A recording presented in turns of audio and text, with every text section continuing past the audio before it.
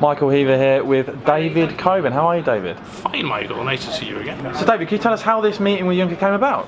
Yes, we're the best of enemies. We fight together, but my criticisms are always pleasant, and his responses are always pleasant, and it's amusing but effective. So he doesn't mind that sort of thing. So we have an interesting relationship. So did he handpick you for this meeting then? How did it come about? Well, I asked him for a meeting to discuss the First Minister, Ms Sturgeon's permanently sort of saying that she's intimate with the European leadership and that she's going to have a special deal for Scotland and all the rest of it. I very much doubt that was the case. So I asked him, I said, look, I'd love to have a meeting to chat about you and tell you the other side of Scotland. The 60-40 split on the referendum, 40% is a large minority of which I'm the representative. And I think it'd be good if you heard that side of stuff. And he's a very listening guy, so he did. So what did you tell him? I told him that it's very important that Scotland has its fishing grounds, which are essential. The oil price has dropped. There's a lot of money to be made for Scotland in the fishing grounds, which were given away by Edward Heath and Geoffrey Rippon. We want them back, and it's essential to our economy. Fish processing, fishing. We're very happy to sell tapas to the Spaniards, and they can have as much as they like. But we want to sell it to them, not give it to them. And how did that go down with Juncker? Oddly enough, not too badly. He understood the problems of the fishing, and I also explained that Alex Salmond and his chum had been kicked out of the House of Commons by the good electors of the North East because of this very issue. And I don't want the European Union to be unpopular after we leave.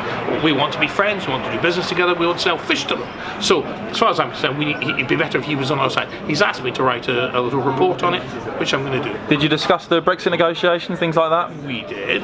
He said that he's personally not intimately involved in this whole thing, but he understands that nothing's going to be resolved until March 2019, which is interesting. Mr. Barney and Mr. Verhofstadt, who he described as Euro enthusiasts. I think he's maybe less enthusiastic now.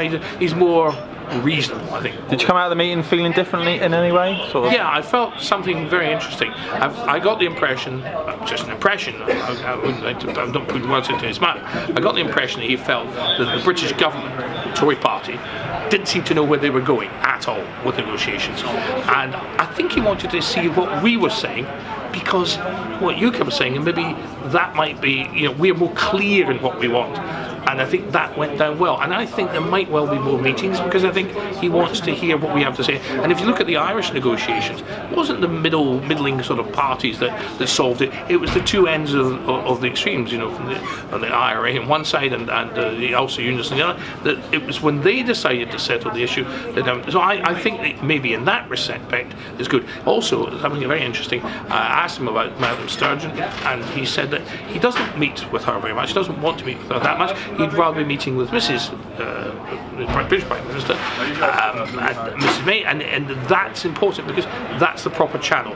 He doesn't want to balkanise Great Britain any more than he wants to balkanise, say, Spain, with the problem with the Catalans. So I think they want to keep out of that. They've been keeping out of the Catalan issue. I think they want to keep out of that. They think this is an internal matter for Great Britain. David Coburn, thank you very much. Thank you.